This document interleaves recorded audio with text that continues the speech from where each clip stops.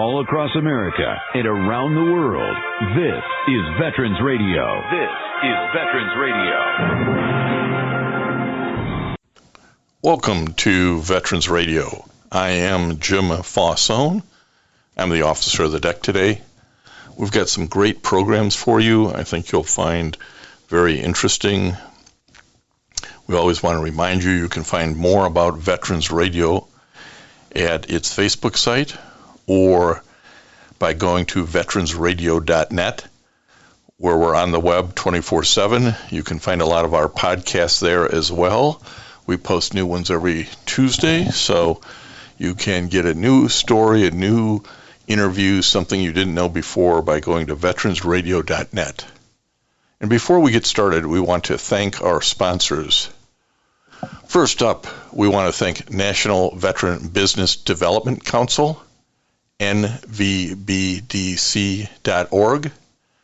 It was established to certify both service-disabled and veteran-owned businesses. You'll find out how they can help your business by going to nvbdc.org.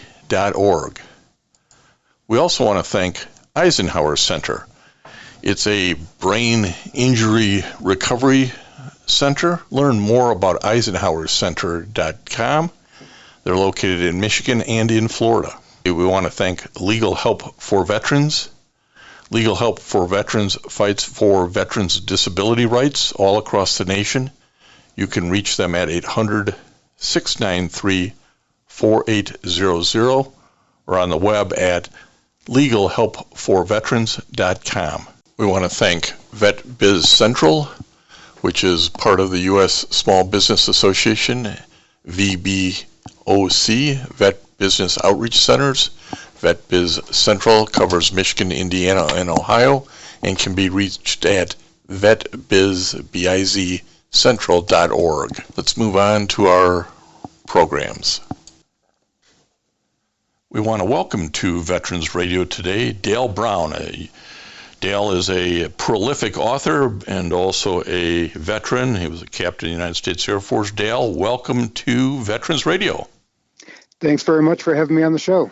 Well, we're always glad to talk to somebody who's got as much history and probably written word than most, and this is sort of an interesting discussion. And for those, I think everybody should know who Dale Brown is, but for those who don't, he is a military adventure writer or a military thriller writer, as some describe it, and he's been prolific over the last almost 30 years of plus of doing this.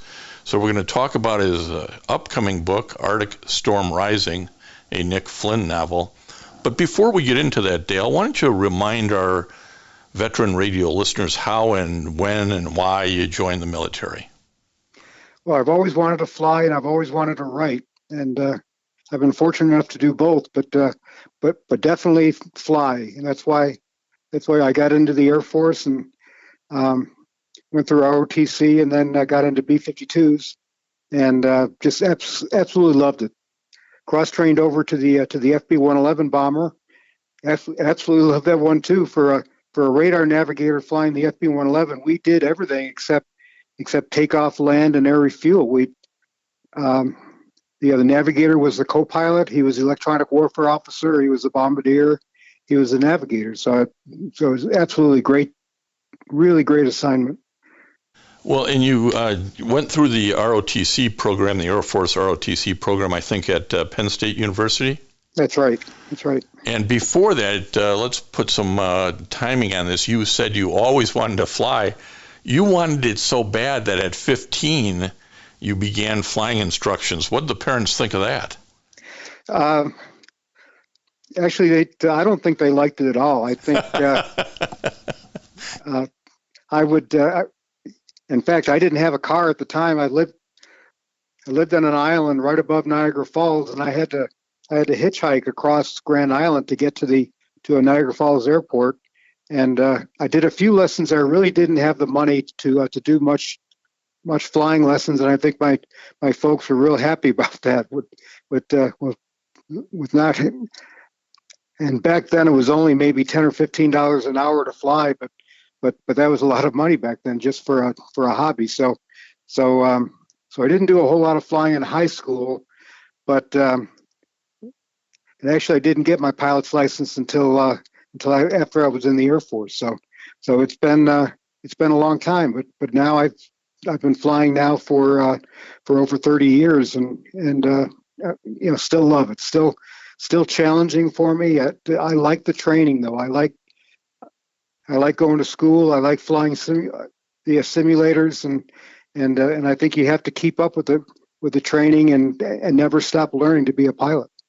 Well, there's, I think, a lesson there too for, even though your parents weren't thrilled about, and I'm not sure many parents would be thrilled about their 15-year-olds going up and flying when he can't even drive yet.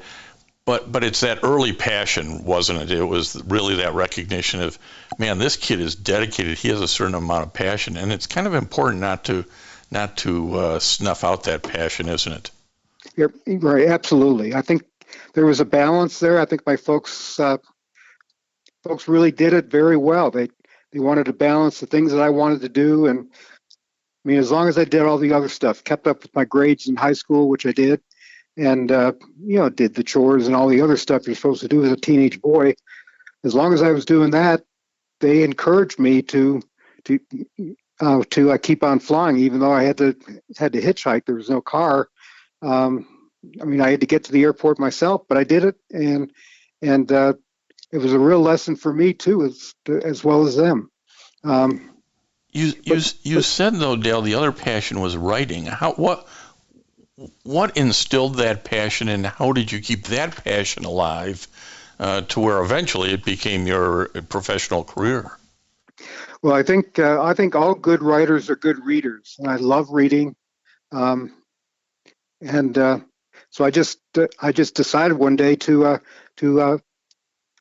give it a try. I would write. We had a project back when I was in high school to build a break wall. We lived on the banks of the Niagara River, and we wanted to build a break wall, but we were, because of environmental laws, we weren't allowed to do that. So I took up writing to my congressman. I wrote probably a half a dozen letters to him. We finally got the project done, but I think that's what really got me writing. I started working for the high school newspaper and loved that. Once I got to Penn State, I had a column in the Penn State Daily Collegian. So that was my first paying writing job, and it was only maybe $6 a week, but I was actually getting paid to write. And then I started freelancing after that, and finally decided to write a novel. Well, it's again one of those things where once that passion gets ignited, you want to keep the flames going, and it really has been something here. I want to round out the military career for our listeners, and we're talking to Dale Brown, who's a prolific author of military adventures, and we're going to talk about his most recent one, Arctic Storm Rising. But you did, 8 years was it, Dale, in the Air Force, and you clocked about 2,500 hours in B-52s. Is that about right? That's exactly right. It was. We didn't do all that much flying in the B-52s because our job back then was to pull alert to get ready for World War III. So we pretty much sat the whole time. We had to fly the airplane. I probably flew the airplane once every 2 weeks or so, but our real job was to get ready to fight World War III. So we sat alert. So it was 7 days on, 7 days off, and then back on again. So it was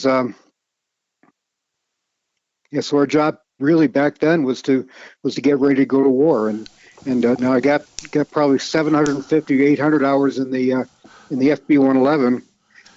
And it's during that, anybody who's been on alert, anybody been in the service, there's a lot of downtime, a lot of waiting time for almost everything.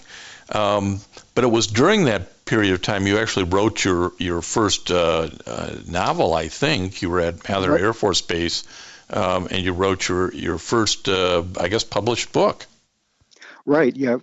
Flight of the Old Dog was the first one that came out back in 1987. And I started the book sitting on alert, and like you said, you have a lot of downtime. Now, what I should have been doing was working on my master's degree and working on on a professional military education stuff.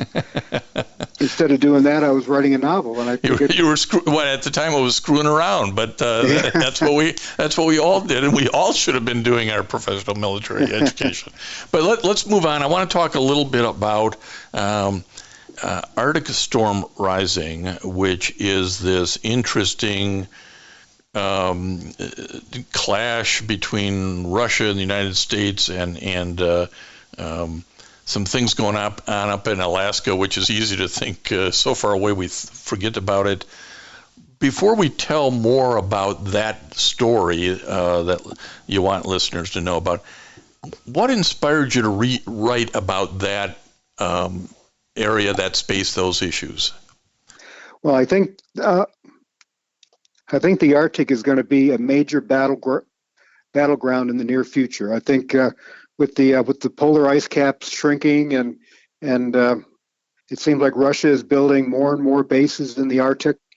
I think that's going to have a real importance. Right now, the going from the Pacific to the Atlantic, you can make it 4 times faster if you go over the pole. So once large ships are able to do it without icebreakers, I think that's really going to open up the Arctic. So I think that could very easily become a major battleground. And I think the Russians are getting ready for that battleground, and I think the United States should also. And that's why I wrote the novel, because I want to make people aware of what's going on in the Arctic. Well, and that's really a signature of Dale Brown stories, is this mix of what's going on today that kind of inspires it, or looking into the future and sort of saying, geez, I can see this coming. Let me put this in a format that folks will read. And I guess in some regards you're trying to educate the reader about what might be coming. Isn't that, am I reading it the right way? Yes, absolutely. I've always tried to do that. I'm big into technology. I like reading about You just stole my next question. Go ahead and answer this one, and I'm going to ask you about technology, because I had the same response. Yeah, I love that subject. I love finding out what's going to happen, what's on the drawing boards now that will start coming out in the next 3 to 5 years or so, and then write about that technology as if it really exists right now. So that's what I've always tried to do, and I think. Now, I think Arctic Storm Rising is a little bit less heavy with the technology. It's more of a small unit operation up in the Arctic, but it's still has a little bit of a futuristic technology. But really try to get away from the futuristic stuff and just talk about small units, small unit tactics, and just writing about the Arctic, which is a whole nother area. I think you're absolutely right. It's very easy to forget about the Arctic and forget about Alaska and forget about the conditions up there and what's it like to fight conflicts up there. And I think that's really what I wanted to show people also.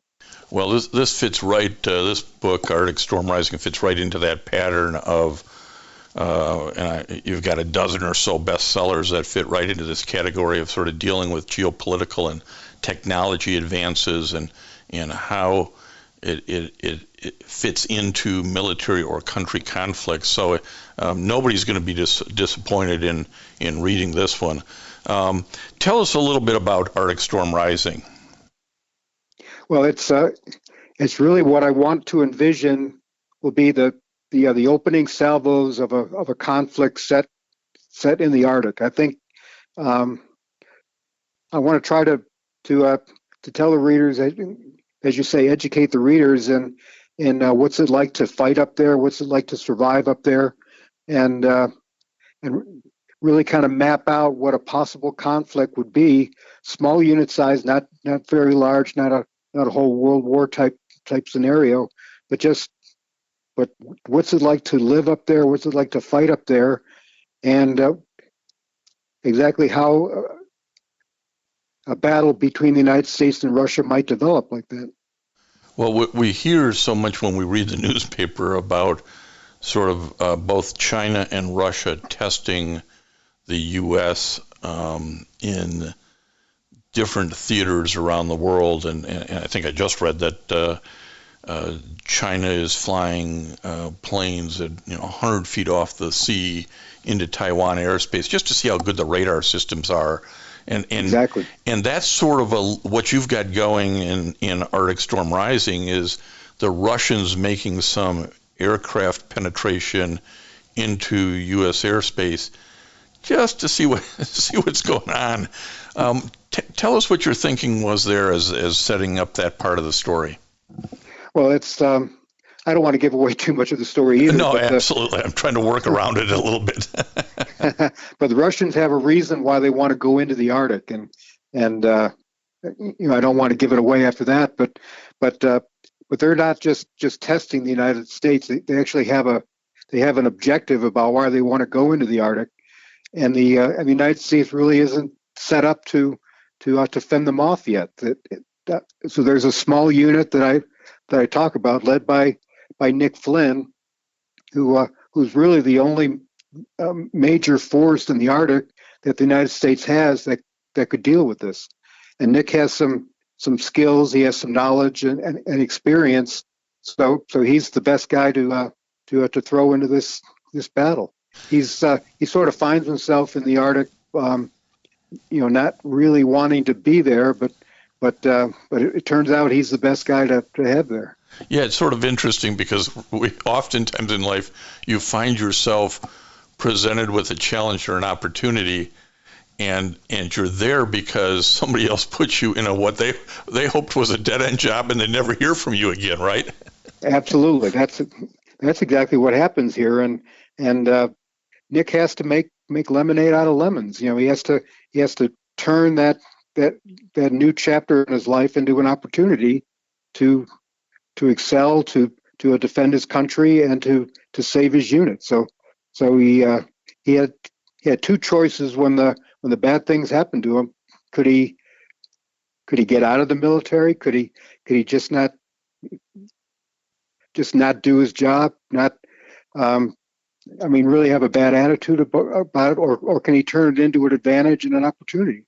And that's what the story's about. And really, there's another one of those life lessons I think you're giving to folks is, don't just cap a bad attitude. Don't just walk away. Apply yourself. Do what has to be done. The job in front of you, and do it well. I think there's a lesson there, isn't there? Yeah, there sure is. I think that all the bad things that happened to Nick Flynn, you wouldn't really fault him if he did just give up or bail out of the military, but he turns it into an advantage for himself, and in the same time as benefiting himself, it benefits the country. It averts a major disaster. So he does his job. Let me ask you this, Dale. After you've been writing for 30 plus years at this point, it's always been a passion of yours. How do you stay fresh? How do you bring the next idea out and make it as interesting and fresh as if it was years ago? What I like to do, I do a lot of consulting with the writing business. I deal with a lot of high schoolers and young college people to tell them not necessarily the nuts and bolts of how to put together a sentence and style and character and all that other stuff, but you talk about the business of writing. You talk about the stuff that's in your head with writing that you need to overcome it. And I think teaching it and talking about the writing business sort of helps me get past the writer's blocks and the slow times where I expect to write 5 or 6 pages a day and only 1 or 2 come out, and that kind of gets you down a little bit. It has a little maybe not depression, but just disappointment when you really expect to do better, to do more, and it's not happening. But I think talking about the writing business to young people who have no idea how to get into it, and to some older people who maybe retired from a different line of work, and now they want to write the novel they've had rattling around in their head for so long. I want to speak to those guys also, but when I do that, it sort of inspires me at the very same time to get on with my work, and also I think doing the research for these books, especially with the technology, which I love anyway, that it's you write about this new technology or this new aircraft or stealth or hypersonics or whatever, and you immediately, at least I immediately start thinking about, okay, what if Russia did have these hypersonic weapons, or China was had a long range weapon they can kill an aircraft carrier, and you start thinking about the story, and then you think about, okay, there's the basic story. The plot might be something triggers a conflict between the United States and China in the South China Sea, and now this new aircraft carrier killer is being used for the first time, or threatening to use it. So immediately start with the technology and then start building a story around it. And that's generally how I do it. It's really plot based, not really character based. To me, the characters serve the story and not the other way around. So my stories usually start with the technology, with the gadgets, with the aircraft, and then the characters come later, and they serve the story and not the other way around. Well, and technology is always advancing, so there's always something new and fresh, and and we're not talking sci-fi here. We're talking, we're not talking military science fiction. We're talking about things that are just at the horizon, or maybe just over the horizon. And again, in the defense press or the military press, almost on a daily basis, you read something and go, at least I do, and go, wow, never thought of that. Whoa, that's something. A rail gun. Wow, on a ship. So yeah, I can see how you can keep it fresh. Let me ask you though, we're coming out of, hopefully we're coming out of the pandemic. Talk a little bit about the challenges of staying true to your craft over the last year when we've had this crazy COVID pandemic going on. Actually, for me, for the most part, it really hasn't changed me all that much. I've been sheltering in place for over 30 years already. I go in the office and I stay there, and I do have little meetings with other writers, and I still fly a lot, so that's kind of a solo operation, and so life really hasn't changed that much for me. Going out, doing the social stuff, meeting with other writers, like I said, that's hard to do still. Things are starting to open up a little bit more, but yeah, that part's been hard. But for the most part, it's been pretty much the same during the pandemic. We did see a number of publishing houses just stop putting out new books during the last year because because of the pandemic, and they weren't sure how all this was going to fit together, and their people were scattered. We're seeing that to open up again. Between the electronic book readers and buying books online, has that aspect of the business of writing books changed for you as you've seen it? The e-books, definitely. That's been the biggest revolution, I think, in the whole writing business, and that's definitely changed. The sales for e-books are quickly approaching that of paperbacks, and I think that it's only going to expand. I think people started to learn more about e-books and e-magazines and things like that, and we started to realize how easy it is to get a book and to have it. You think about it, or you hear about it, see an ad for it and things like that, and you can immediately go on your Kindle or go on your tablet, and you can order it in seconds. So pretty amazing. That's really transforming. Publishing houses love it, I think, because they don't have to, they don't have to warehouse as many books. Uh, the other printers probably don't like it a whole lot, but I think the publishers love it, and I think the readers are starting to get more more accustomed to it. I still know a lot of people who love the feel of a book and they want to hold it and they want to have it and they want to put bookmarks and notes in it.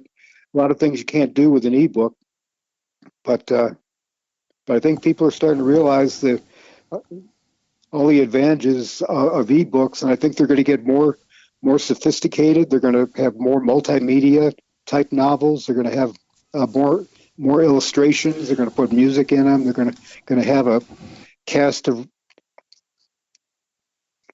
people. We're just going to think of ways to make the ebooks more interesting, and I think it's revolutionizing the publishing industry.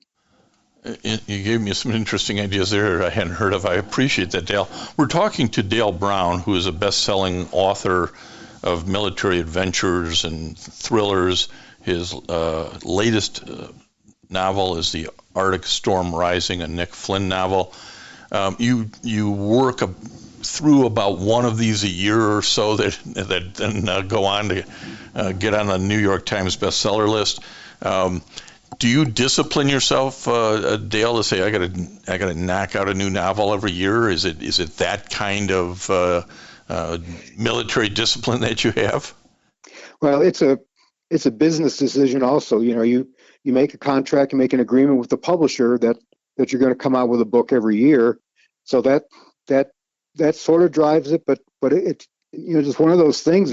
I just love to do it. I mean, I love coming up with stories and coming up with characters, and I usually don't take any time off between books. It's you finish one, and I've got a little notebook in my back pocket that has ideas for probably another 6 or 7 books, and just I really can't. Don't lose the notebook. Don't lose the notebook. Yeah, absolutely not. It's funny when those ideas come around. It's not just you wake up in the middle of the night and although that's happened to me, but I'll be watching TV or listen to the radio, driving to the airport, and all of a sudden somebody will say something, or they'll talk about some new technology, or they'll talk about, as you mentioned, China flying these missions near Taiwan, things like that, and you get a thing like that, and then the story starts. You write down the information that you just heard about, and then you make notes with it afterwards about what kind of story you would insert into there. So and I'll jot this stuff down after I get to the airport, and maybe not look at it for another 2 or 3 weeks, but I'll look at it again, and then make more notes about the plot devices for the story. So it's a process, and I've got so many pages of that in the little notebook that I can't wait to get at one of them, start flipping through all these notes, and start to work on one. I know the contract says I've got a new book that needs to first draft has to be in. It takes about 9 months to do a first draft, and it's so I've got to get busy. I'll take one of those ideas, make some more notes, scratch things out, add more things to it, and just get busy. So I rarely take some time off between books, because I just can't wait to get at the next one. Well, that's what you have to be to be that passionate about something which you've been your whole life, both with flying and writing, and they get to intersect as you write these novels. Arctic Storm Rising is on sale now, and you can find it at all your online booksellers and your independents as well. Dale, as we wrap up, if folks want to keep track of what you're doing and what you're saying next, is there a website or some place where they should turn their attention? Yeah, I think Facebook would be the best place to keep track with me. I update that quite often, so it's at author Dale Brown, and please feel free to make comments, make I'll give me story ideas if you like. I love answering folks' emails. I probably do probably about 100 per month. Not necessarily story ideas, but criticisms of the books or praise for the books. And it's I love getting emails and messages on Facebook. So that's the best place to do it. That's I've been really that's I've been behind. That's great. Well, I want to wrap this up. I don't want to keep you any longer than I promised. We appreciate the time that you've given us today, Dale Brown, and we wish you nothing but the best in Arctic Storm Rising. And thanks for spending a little time with Veterans Radio today. Well, thank you very much. I hope you invite me back. And I want to thank everybody for listening to Veterans Radio today. I am Jim Fausone. It's been a pleasure to be your host. I'm a veterans disability lawyer at Legal Help for Veterans, and you can reach us at 800-693-4800 or legalhelpforveterans.com on the web. You can follow Veterans Radio on Facebook and listen to its podcasts and internet radio shows by going to veteransradio.net. And until next time, you are dismissed. If you have a VA claim denied by the Board of Veterans Appeals, contact Legal Help for Veterans at 1-800-693-4800. They're experts in handling cases before the U.S. Court of Appeals for Veterans Claims. Their number again, 1-800-693-4800. We again want to thank our national sponsors, the National Veterans Business Development Council, nvbdc.org, the U.S. Small Business Administration Veterans Business Outreach Center, Eisenhower Center, VA Ann Arbor Health Care System, the Vietnam Veterans of America Charles S. Kettles Chapter, Ann Arbor, Michigan, VFW Graf O'Hara Post 423 in Ann Arbor, and the American Legion Press Corn Post 46, also in Ann Arbor. They keep us on the air, as does your support. Go to Facebook, go to veteransradio.net, and support our efforts. And until next time, you are dismissed. Lucky Land Casino, asking people, what's the weirdest place you've gotten lucky? Lucky? In line at the deli, I guess? Aha, in my dentist's office. More than once, actually. Do I have to say? Yes, you do. In the car before my kids' PTA meeting. Really? Yes. Excuse me, what's the weirdest place you've gotten lucky? I never win and tell. Well, there you have it. You can get lucky anywhere, playing at LuckyLandSlots.com. Play for free right now. Are you feeling lucky? No purchase necessary. Void where prohibited by law. 18+. Terms and conditions apply. See website for details.